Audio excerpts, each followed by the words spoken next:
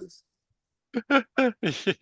but enjoy. This is a normal conversation between two people. So there you go. Okay. So good afternoon, Dr. Ibrahim Qaddoumi. So first of all, thank you very much for your time and for your willingness to share some insights about your journey in pediatric oncology. So the interview today is more just to get some information about your journey in pediatric oncology, to be able to share some pearls of wisdom with emerging clinicians and researchers in Africa. So I'm going to go through some of the questions that, just to, can you hear us, Dr. Qaddoumi?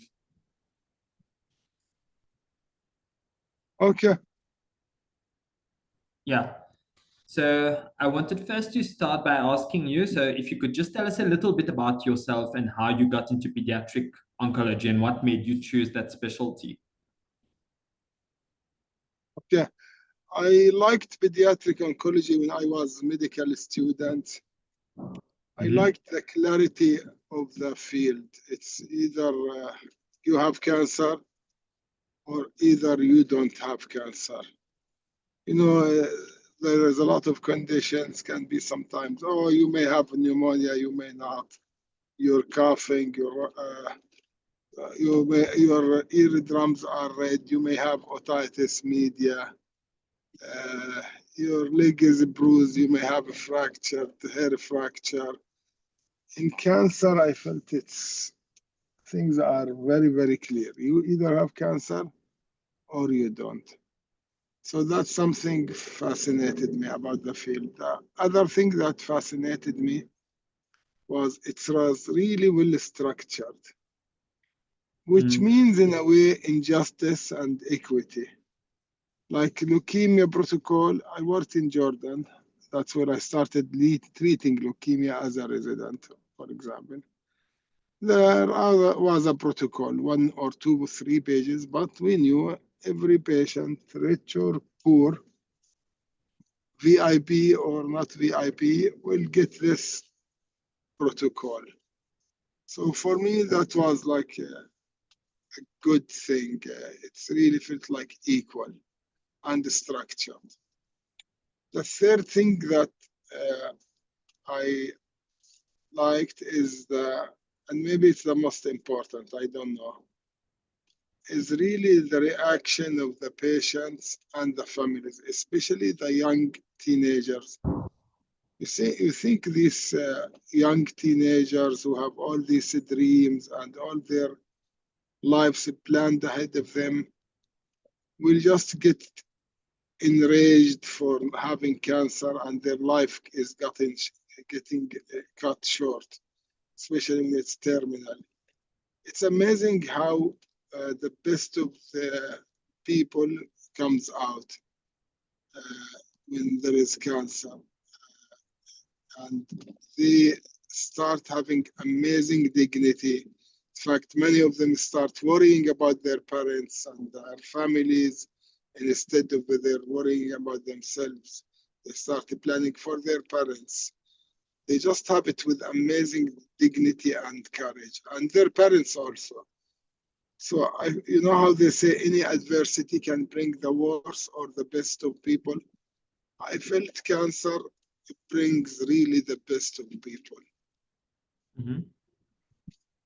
Okay. So if I understand well, so what really made you get into pediatric oncology is like it doesn't differentiate between the rich and the poor, and the treatment is very universal and covers whether you have money, whether you don't have money, and also it's not just focusing on the family, just on the patient, but also the family and the community come together, like trying to help the kid with cancer fight against his infection or against his disease. Yes, yeah. And I'm not saying there is no difference between the rich and the poor. I'm saying between the rich and the poor where I worked, there was a specific protocol for every cancer. So everybody will get the same. Okay, yeah.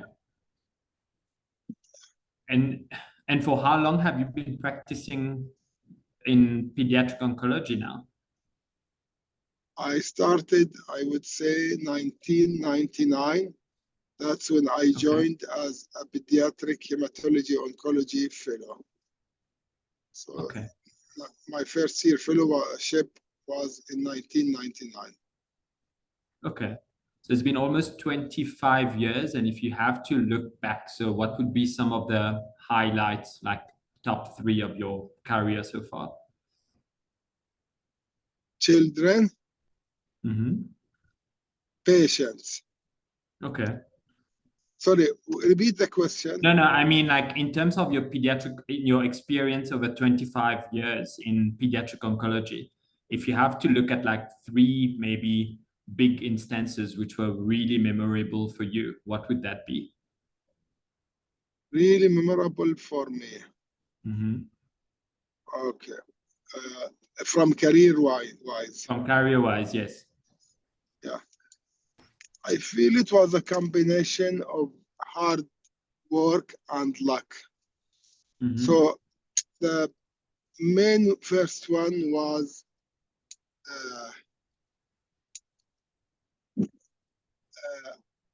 how I was able to get to King Hussein Cancer Center.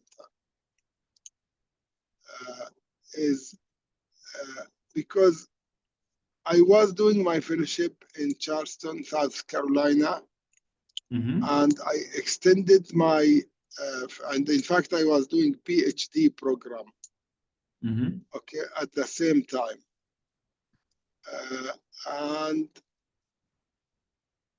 Because after September 11, they did not renew my visa. So I have to cut the PhD short. You know, there were some discrimination after September 11. So the State Department refused to renew my visa to be able to finish my PhD in cancer cell biology. So I was forced to cut it short and do do a master program. And I had to leave United States very fast. It was sudden because we were not prepared. We have to sell our furniture because if you stay one more day illegal, you can never come back to United States. So that was a big deal for me. So I wanted me and my wife to finish on time. My wife is American citizen, so it was not a problem for her. But for me, if I wanted American citizenship.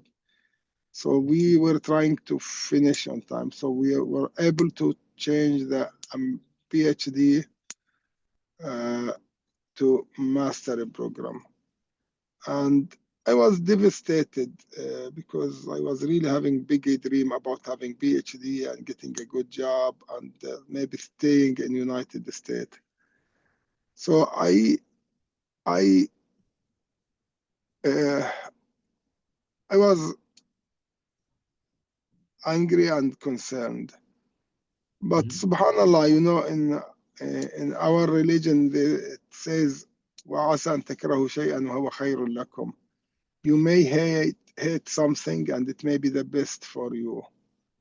So I think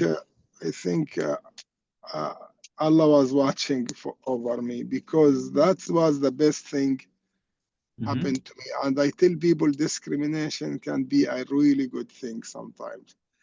Because me being forced to leave suddenly made me go to Jordan in September 2009.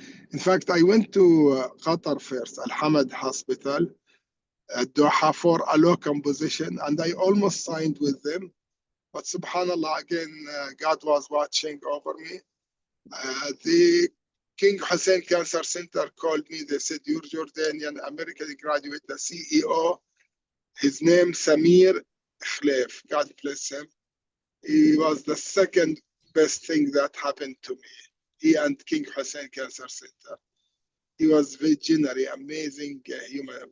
He was Palestinian, American. He was amazing. He called me. He said, we cannot give you the same money Qatar can give you, but we can give you career and connection with the world. So this was really a major second thing that happened to my career. Going to King Hussein Cancer Center. So the third thing that happened to King Hussein Cancer Center, another discrimination.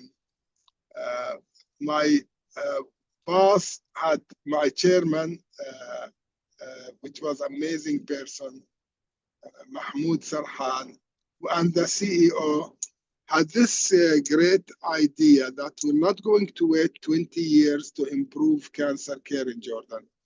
We already know what the West did.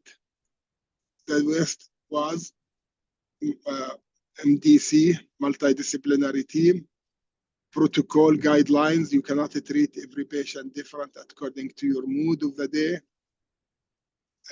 There will be a patient's rights, and there will be nursing will be a strong equal department. They emphasize nursing a lot. I think that's was one of the best things they've done to improve survival.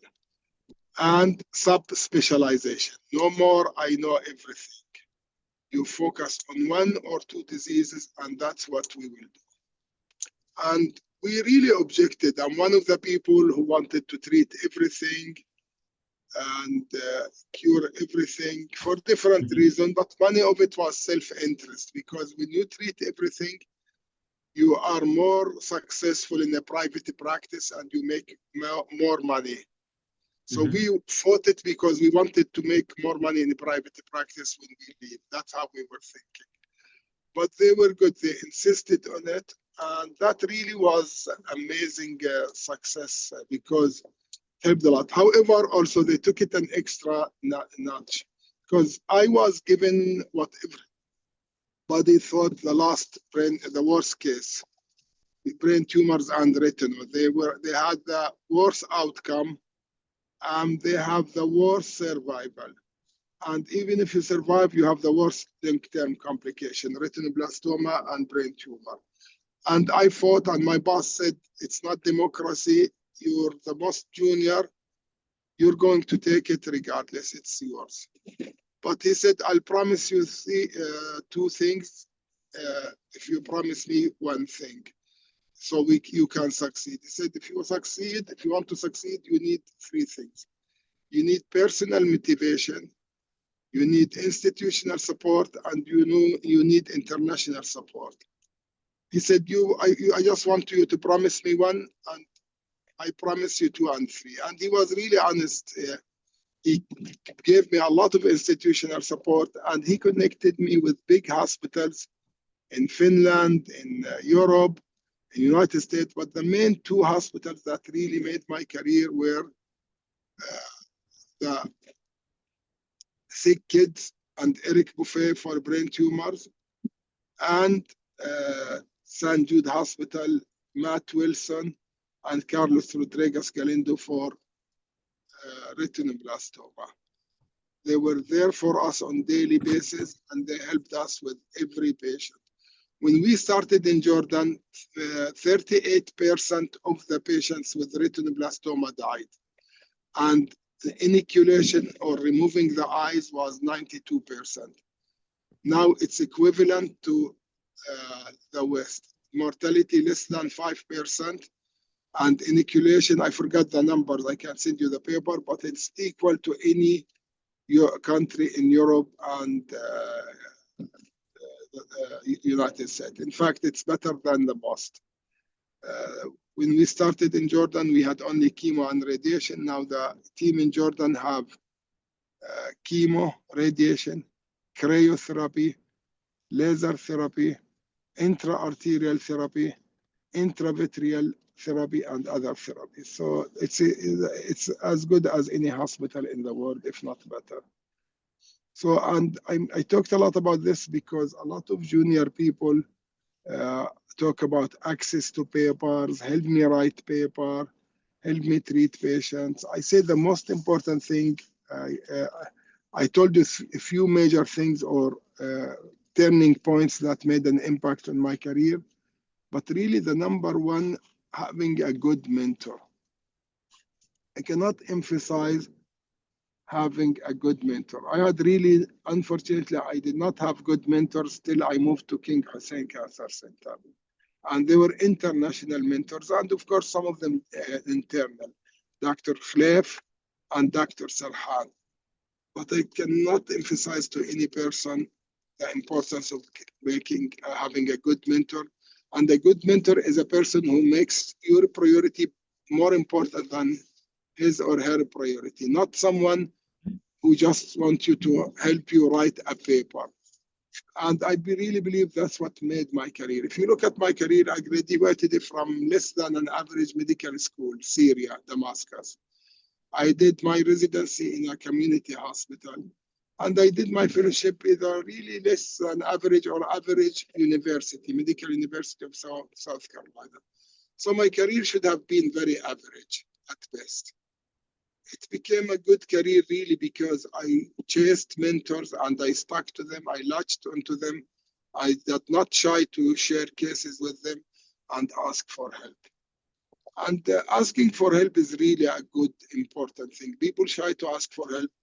Most of people like to help. When you help someone, it's really good for you.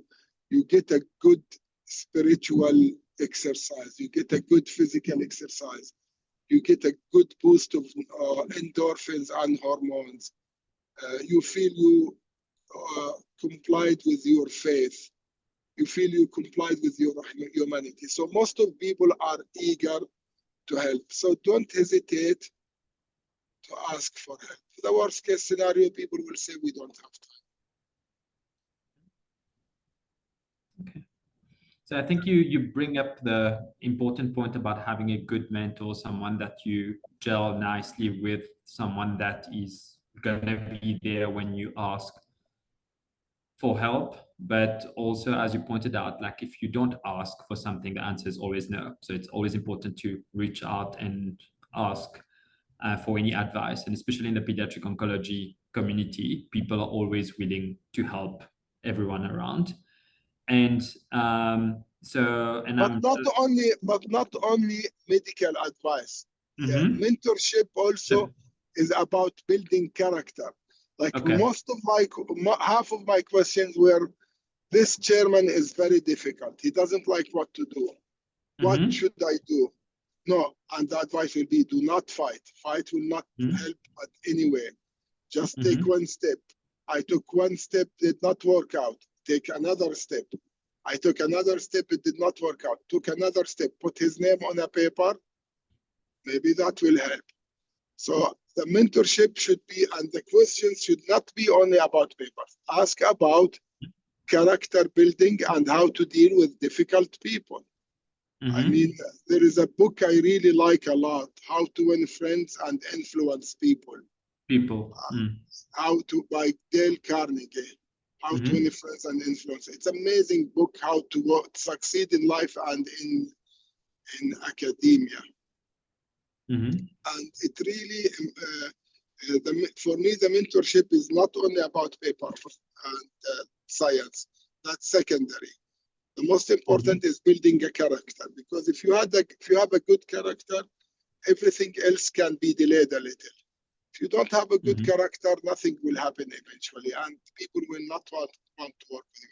And I think we all have examples of people at our institution are the smartest people in the world, but they have the worst personalities. I mean, just shitty personalities. And people don't want to work with them, so they become isolated. So character for me is more important or more urgent than science.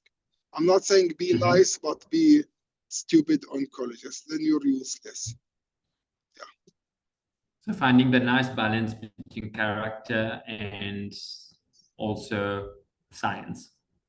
And I've been to lots of your talks, and like you always talk again about the importance of having a good mentor, and how you say like also the mentor should be there whenever the person also looks for any help or any advice. And I think like mentorship was one of the cornerstones of like helping up in setting up the virtual pediatric neuro-oncology fellowship. So can you tell us a little bit more about how this whole program came up, and like what have been the progress so far of this program worldwide? What has it achieved so far? So just to I don't know if you know, if I told you when we were in South Africa, I've never did pediatric neuro-oncology or retinoblastoma fellowship. I was baptized by fire. I jumped in it, and I was baptized by fire and virtually. So I jumped on it, treated patient, and asked for help immediately. The key point, I asked for help before I treated the patient. So my mistakes were corrected before they reached the patient. This is really crucial point to improve survival. And my mentors were detailed in their feedback. So this is what happened. And I also had bad experience with mentorship as a resident and especially as a fellow. Unfortunately, I have really a not good mentor. He was religious extremist and just wanted to convert me. So he was not a mentor for me. I mean, I finished the fellowship 3 years and I was working really 16 hours a day, and I didn't get a single paper. On the other hand, other people in the university were very, very supportive for me. When the government decided I don't go, I cannot get PhD because the year will not be renewed, the government fought for me at the highest level. They put lawyers on my behalf for free. They submitted letters to the State Department. So this was a good a point of good mentorship because my boss believed in me. But it didn't work out. So they were kind enough again, and they said, we will not cancel the 2 years you worked. We'll convert your PhD to master degree. And I got a master degree program in cancer cell biology. So that's another point for junior people. When you invest a couple of years of something and it doesn't work out, don't make it the end of the world and get depressed and paralyzed. Just move on. It could be something good, but just move on to the next thing. I did not sit and cried and got depressed. I mean, I was angry and I was depressed. I'm not saying I wasn't, but for sudden departure, I was worried about my wife and my kids. Financially, we didn't have a job. But I kept moving and trying to find something else. So there is very few obstacles that are the end of the world. I think only if you die or severe injury or imprisonment are the only obstacles that are the end for you. Okay. So the fellowship came to mind after I came to St. Jude in 2002. I wanted to have what was done to me in brain tumors and retinal through telemedicine in a structured fashion. So I approached my boss. We didn't have the resources. Remember, Global Pediatric Medicine was international outreach program. But we did it without an official. I mentored people in Iraq. I mentored people in Cambodia. Now in Cambodia, they have one of the best retinoblastoma programs. In Iraq, with ongoing war, they have a very decent brain and retinoblastoma program. I mentored colleagues in Honduras, in India, in China on these diseases. So we were doing part-time mentorship in brain tumors and retinoblastoma through exchange visits and collaboration. And some of them became like Dr. Rivathi from Malaysia. She became a very good known neuro-oncologist in the region, and now she's mentoring others. So I started doing that for a few years. So later, the International Outreach Program became department of a global medicine. And when you are a department, there is more resources and more academic acknowledgement. This could be an academic program for my career. And my boss, Dr. Rodriguez Galindo, was generous and accepted the initiative and was very supportive of it. So each fellow, we choose one fellow from each region. Regions divided by the United Nations, not us or the WHO. Sub-Saharan Africa, Middle East, Latin America, Asia Pacific, China, and Euro region. So we choose a fellow from each region, and that fellow get paired with 2 mentors. We spend a lot of time on the mentorship. Personality-wise, we choose 2 mentors that fit the personality of that person, or even the gender sometimes, if we feel it matters. So each person will have 2 mentors, and the mentors will be from different countries. Like, for example, Julia from Romania. She had a mentor from Jordan, Nisreen Amaire, and a mentor from Europe, Simon Bailey. Then she has 2 mentors at St. Jude, myself and Daniel Moreira, and Dr. Dr. Zina Salman, the co-founder of the program with me. She's a pediatric oncologist, originally from Sudan. She had a brilliant oncology career, but then she moved to global work.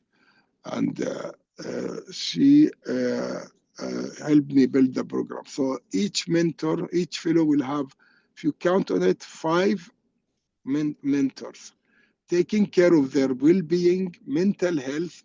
We emphasize mental health a lot. When we feel a fellow is getting burned out or lagging behind, we have an intervention, and we meet, we decide an intervention and support the group. So burnout and mental health is a big deal in our fellowship. And last year we added to the mentors. We couldn't do that in the first year maybe, but last year we added chief fellows. So now the mentors, the fellows have their own chief fellows from them, 2 chief fellows, because keep in mind, our fellowship is 2 years. So at any point we have 12 fellows, not 6, because we do it for 2 years. So you're here for 2 years. So you take 6 fellows and then 6 more, 12 fellows. So we thought they need 2 chief fellows to help them, because also there are things sometimes they may not want to share with us. They may want to share with their chief fellows, and the chief fellows will become a vessel or a buffer between them and us. So I'm very proud to say we have 7 mentors for each fellow, 6 to 7 mentors for each fellow, and each fellow is well taken care mentally and health and character-wise. So I know this will sound arrogant, but I really don't think any fellowship in the world have that much mentor and obsession with mental health and character building. We're really obsessed with it because of my bad experiences before. Okay. So just like the virtual pediatric neuro-oncology fellowship, so it's like basically pediatric oncologists who are in areas of the world where there is a lot of neuro-oncology cases, but obviously like now they're getting the mentorship and the guidance of people who deal with neuro-oncology on a more regular basis so that they're more up to date with what to do. So basically the same thing, if you have to extrapolate it to Africa. So with SIOP Africa, so now there's a younger subsection called the emerging clinicians and researchers, which are basically pediatric oncologists or healthcare workers in the field of oncology who have less than 40 years or who've just graduated less than 5 years ago from oncology. So that's also, and lots of them are usually people who are just the only people in their area across any of the 54 countries in Africa. So they are starting from scratch. They are trying to build a new unit, a new department to try to improve the survival in that area. So what would your tips be for those people who are just starting, who don't have a lot of partnerships, a lot of experience, and who definitely would benefit a lot from help from other people. So what would be the lessons probably from the virtual pediatric neuro-oncology fellowship, which could be extrapolated to the new group of emerging clinicians and researchers? So SIOP Africa have a new group of 10 people, right? Mm-hmm. And these 10 people are So it's juniors a new or group, so seniors? it's basically a so they are juniors, so it depends on age also, but they're usually people who've just graduated from a fellowship in pediatric oncology or who've been within 5 years of doing pediatric oncology, and they're quite junior in their fields. And what So they're trying to do? so the group is trying to create a little bridge between people who are still training and more senior people, because there's obviously challenges which younger people, emerging people have, which can be very different from people who are much more experienced in SIOP Africa. Because even in SIOP Africa, you have, in different countries, you have people who have been practicing pediatric oncology for 30, 40 years. And the challenges they have are very different from people who are just starting. So that's why the new group was found to have people who have like on the almost a similar platform, who have the similar type of issues, so that they can chat to each other, they can compare issues they have, and come up with solutions. So if someone has been doing pediatric oncology for 3 years and gone through a problem, he can talk to someone else who's just starting and be like, okay, you have this problem, I went through this recently, and we can navigate by doing this. So yeah. So I think, okay, sorry, I think I understand what you're saying. Mm-hmm. I think this is a double-edged sword. It may be good, it depends how you use it and what kind of resources. Because I tell people who want to do global or outreach, I tell them try to do something, not that something that makes you feel better. So you can go to sleep and say, I did some good in this world. Try to do something that will help the other person and change their life for better, and that for in a sustainable way. You know how sometimes these organizations, charity, churches go to a place, buy heaters, buy sprinkle money, and then leave, and nothing happening. So I think I can help with this fellowship.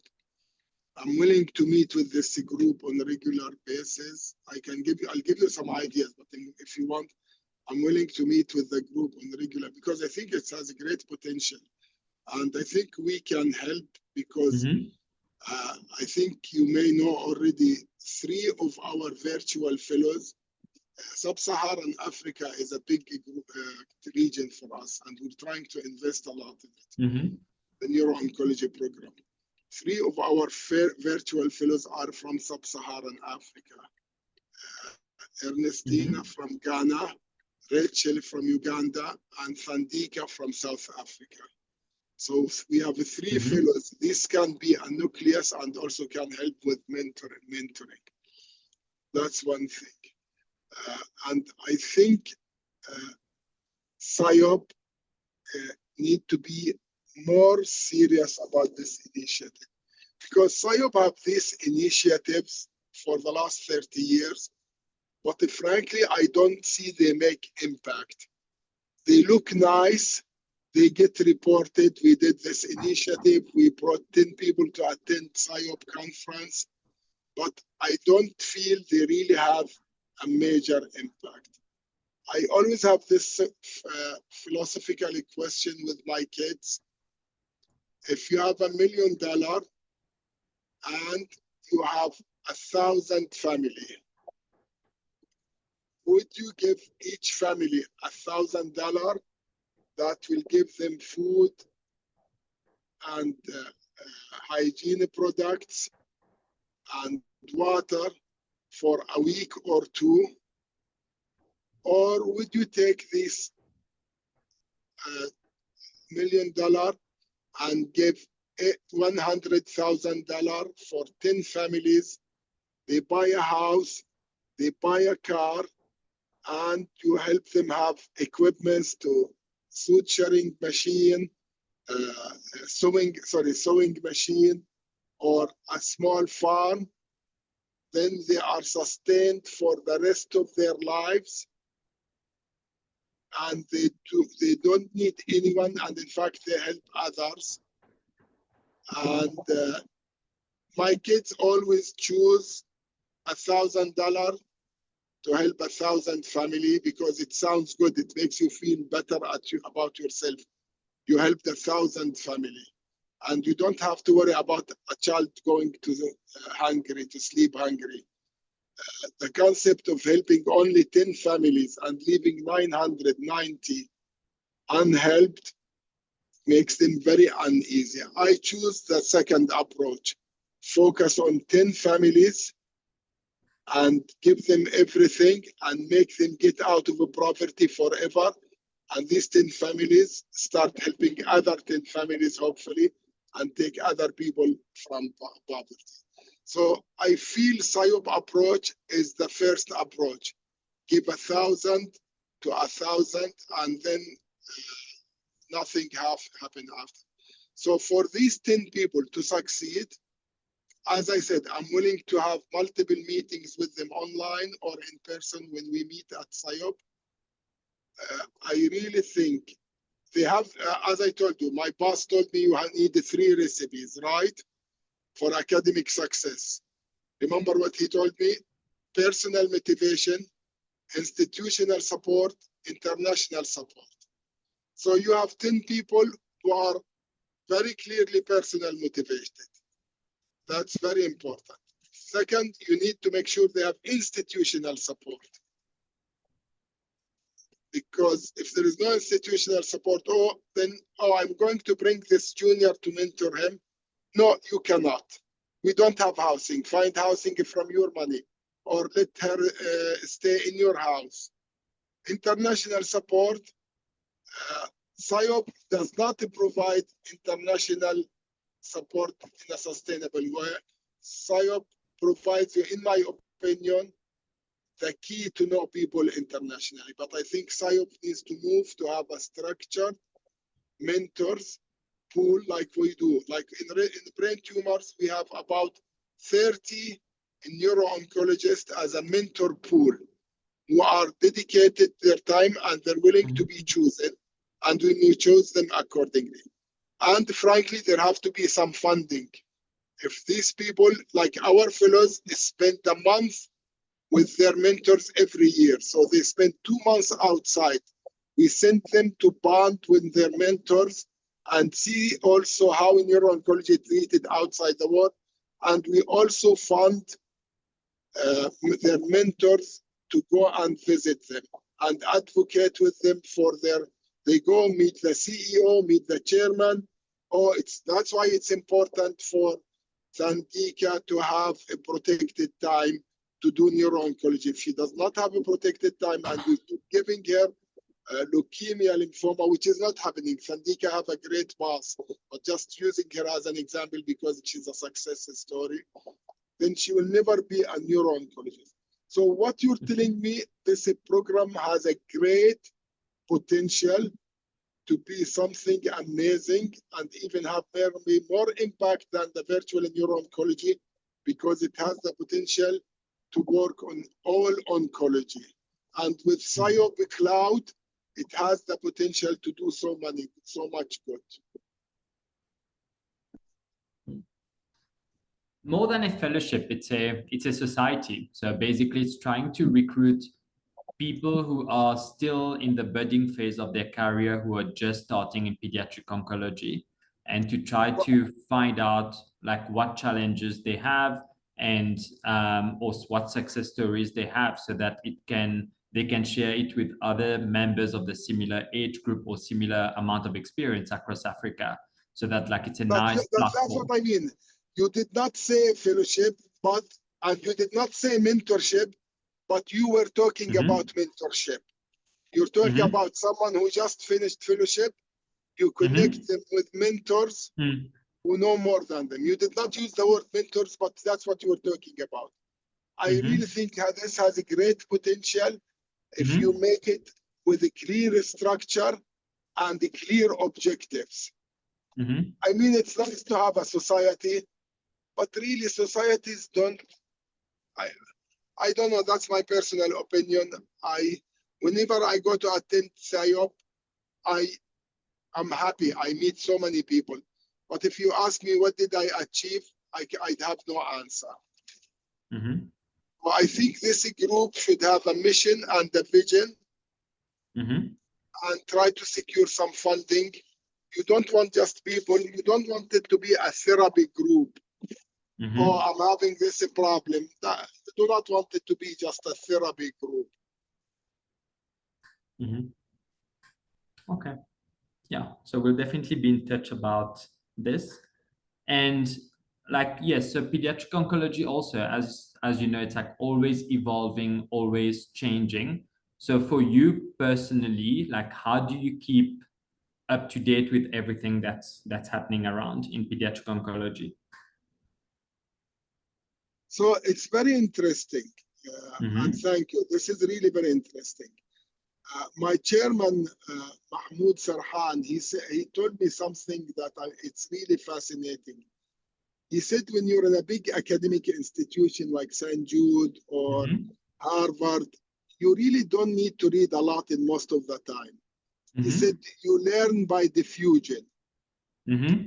Because he used that exact word, learning by diffusion. I never heard it before. So I don't know if he coined it or someone else told him about it. He said, you sit in the tumor board, the pathologist says something in you, you learn it. You don't need to read the paper. The neurosurgeon says something and you learn it. So MDC is a great way to stay up to date and learn. That's one thing.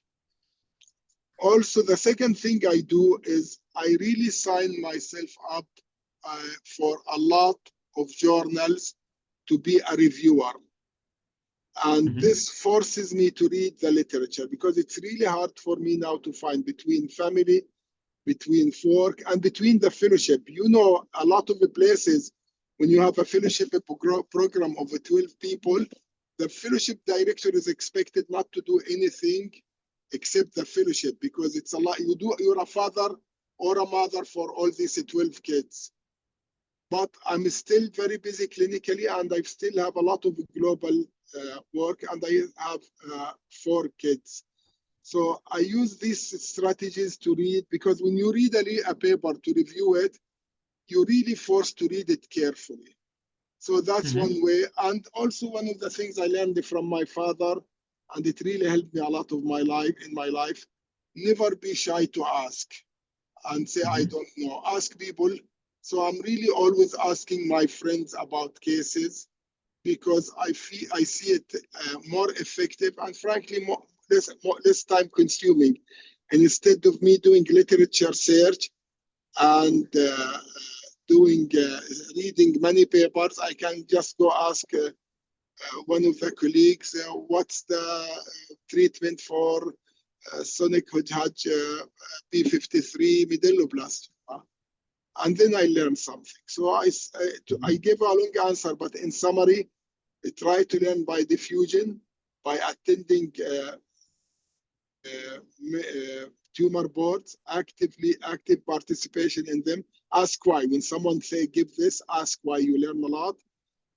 Don't be shy and read the literature, especially if you sign yourself up for reviewer for journals, and I'm helping a lot of juniors to sign as a reviewer, and actively by reading on your own, which really sometimes becomes complicated. Like, when was the last time you sat and read a paper, full paper, not just abstract? When? I'm interviewing you now. When did you last sat and read a paper? No, it's been a while. Yes. Yes, because you want to read it, your boss gives you assignment.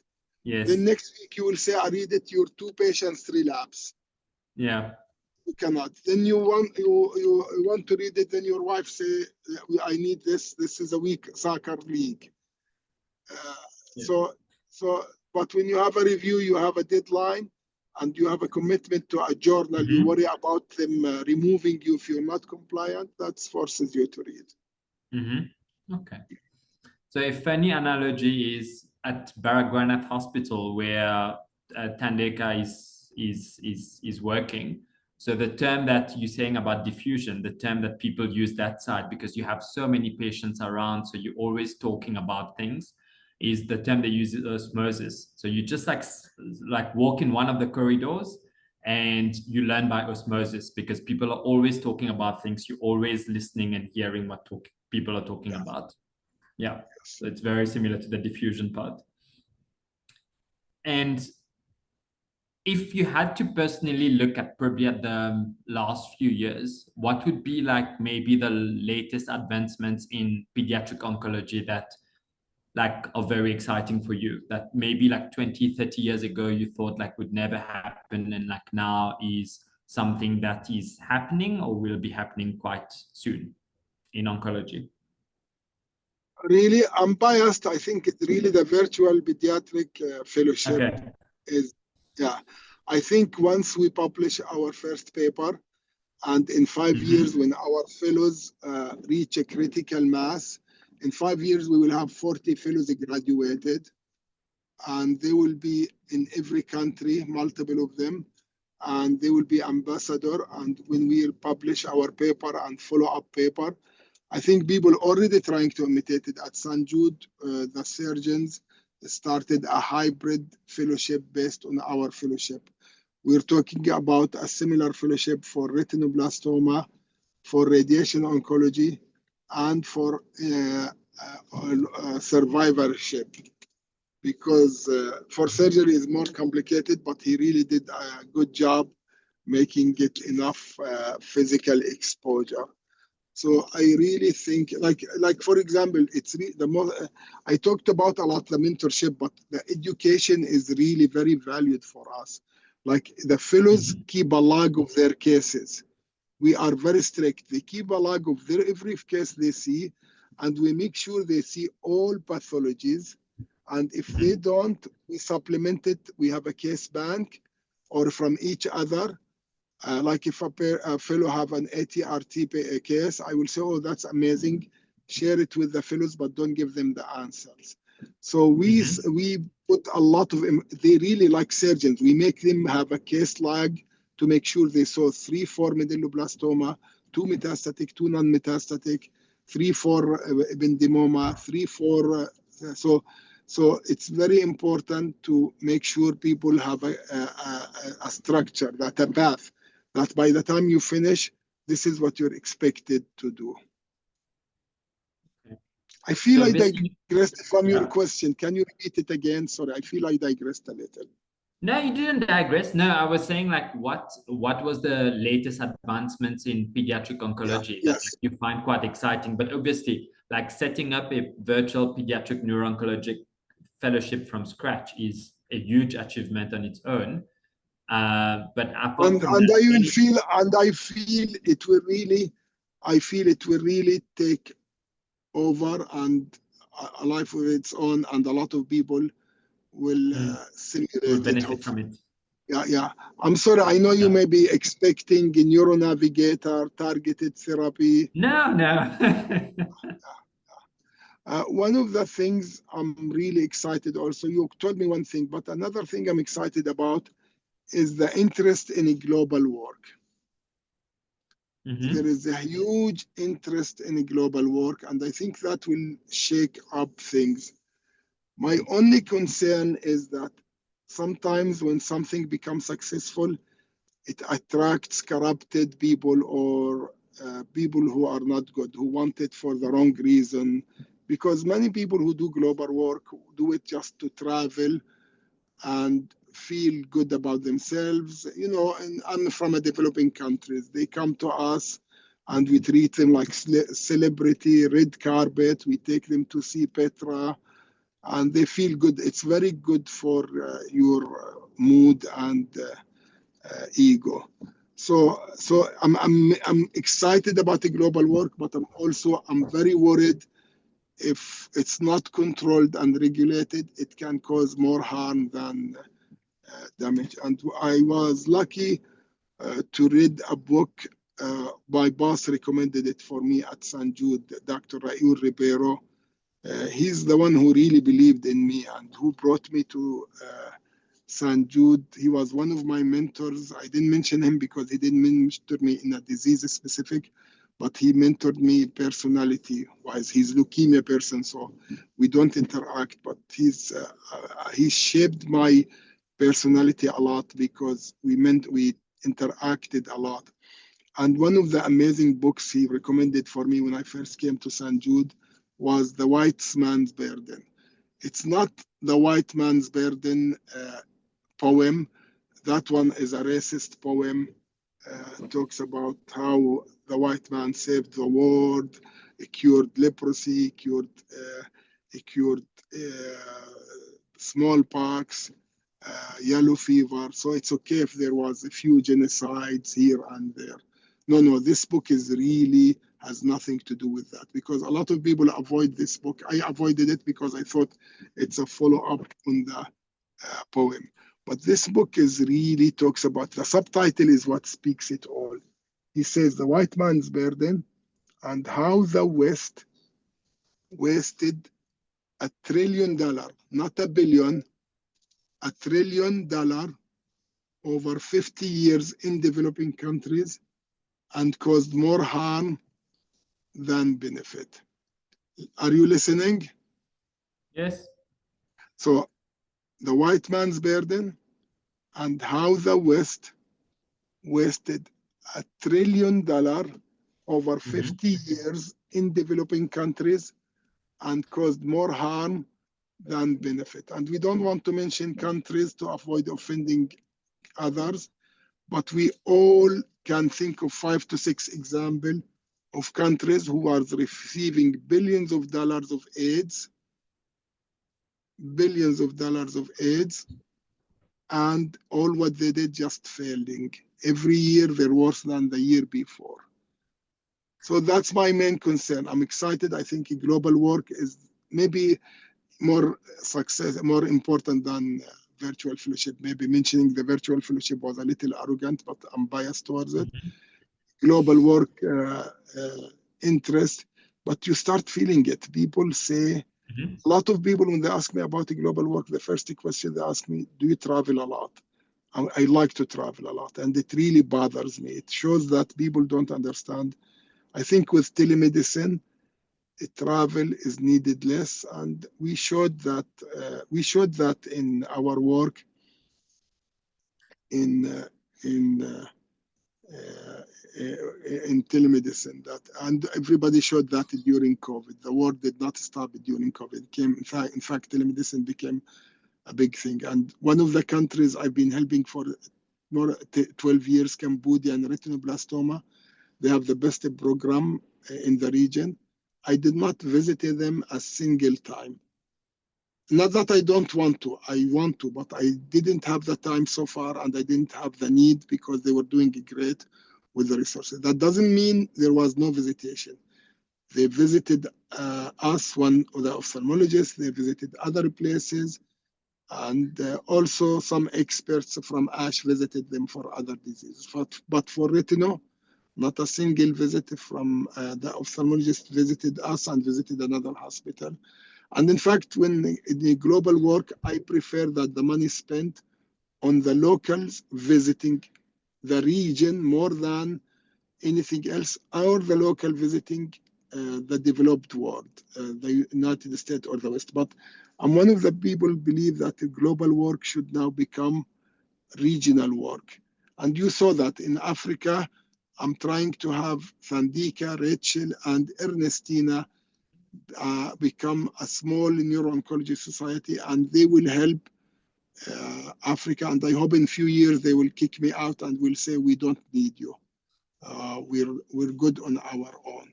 That will be the dream result. I really think that's the only way to do it. That's the only sustainable way. And we should not just wait for someone from Europe or United States to save us and tell us what to do. Okay. So basically, it's like teaching the men how to fish and then them empowering themselves on their own, and then so that the system becomes more sustainable for the future generation, so that them in Africa, they can also teach other younger generations in Africa from what they've learned, so that other people can also learn and start units all across Africa. Thank you so much. Yeah. So, Yeah. so this is an important point, because we always Mm-hmm. say teach them how to fish. Mm-hmm. I think we should say teach them how to fish, and Mm-hmm. make them promise you to teach others how to fish. Mm-hmm. I think Mm-hmm. we should follow up. Like when my mentee come and tell me, thank you, this was a life-changing experience. Like I tell Julia and I'm not just mentioning the chief fellows, Julia, Mm-hmm. Rahat, Mauricio, and Sandika. I Mm-hmm. told them, I don't want you to thank me. If you help, I want you to dedicate your time to help someone else. Mm-hmm. And that's in my honor, and that's the way you thank me. Mm-hmm. I want you to take this to the next level, and they're really doing a great job. Each one of them, Mm-hmm. so rewarding to see them mentoring others Mm-hmm. and helping them. It's just one of the most rewarding things for me. Mm-hmm. And I can talk from personal experience also. So whenever we have some neuro-oncological cases also, so it becomes a very much multidisciplinary team between different hospitals, between the neurosurgeons. Tandeka is part of it. She involves her mentors. So Prof. Bailey also gets involved whenever we have challenging cases. And it's all from like the mentorship, from the partnership, from the collaboration, and getting that going. And then we obviously gaining a lot from it, from the team, but it's also the patients also at the end of the day are the ones who are benefiting. I hope Sandika, Yeah. my hope for Sandika is she becomes the Eric Buffet of Africa, and Mauricio, the Jonathan Finney of Latin America, Julia, the Stefan Fetzer of Europe, and Ludi, the Stefan Rutkowski of Asia. And these are the things I'm trying to do. Andra Hat, the Miriam Fuladi of Asia or Pakistan and surrounding countries. So that's, for me, will be the ultimate win. And I see it. Some of the fellows now, some of the fellows bypass me, which is very rewarding. I don't get offended. I get jealous a little, but not offended. They bypass me and they ask the chief fellows about cases, which is really cute that they trust the chief fellows now. And on a slightly different, lighter note, and obviously you, someone who's very busy, between the fellowship, which takes a lot of your time, between clinics, between being an editor for journals, and you are, obviously you talk very highly about your family. So whenever you have time to be out of work, so what do you usually get up to? I'm very lucky person. I really wake up in the morning. I eager to go to work 95% of the time. So I wake up, can't get, I'm excited to go to work. And at 5, 6 p.m., I'm very excited to go back home. So I'm very lucky in both ways. I hope everybody gets that luck. When I get home, I love to talk to my wife and kids. The kids, whenever they allow. You know, my kids are older now, so it's not easy to talk to teenagers. But I like to talk to my wife a lot. And we spend good time together watching TV or talking about politics and religion. And that's the thing. So I like in the car, like if you were not interviewing me, I will be listening to an audiobook. My hobbies are audiobook and movies. So, and whenever we get a chance, me and my wife, it's hard to travel with all these commitments, But we try to have a trip or two a year, personal trips, not work trips. Okay.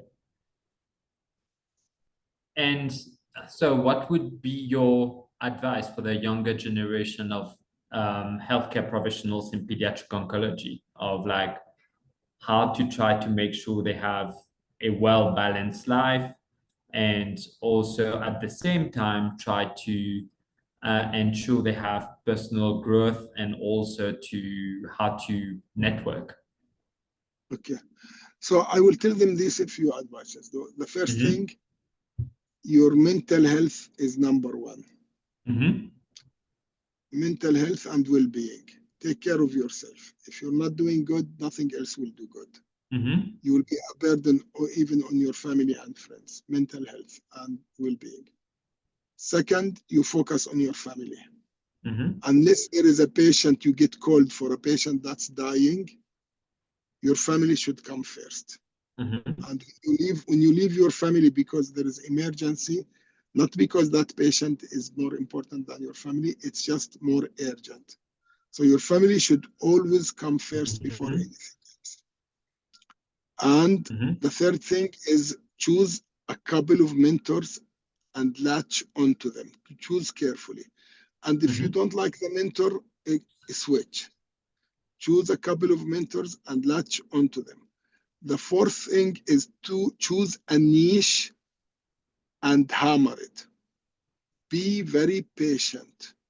Don't expect to get acknowledged in 5 years even. You may get acknowledged in 5 years at your institution level and the city. That's it. So be in it for the long game and a marathon. Life is boring and routine and tedious. Forget the excitement you see on TV in series. Medicine. Medicine is not that exciting. Medicine is, even lawyer, people think lawyer, oh, they just catch the criminal in the court. No, most of these jobs are boring, tedious, hard work behind the scene work, talking to other people. So be prepared for that. I started in neuro-oncology in 2002. I think in the last 5 years only my career exploded and people see me as a world expert. So it took me 20 years at least to start getting seen globally. So be very patient. Remove this urgency. I tell young people, remove this urgency from your life. Unless there is something that your life depends on, like a promotion, it has to happen in a year or you get kicked out. Or a grant, you have to finish in the next 6 months or you will get kicked out. Remove the sense of urgency from your life and take your time to succeed and enjoy the journey. Because if you're always running, and don't compete with others, compete with yourself. I mean, we all get jealous when someone get acknowledged for this or acknowledged for that. They're working hard than you. Maybe they're not focusing on their family. Maybe they don't have family. Maybe they don't have hobbies.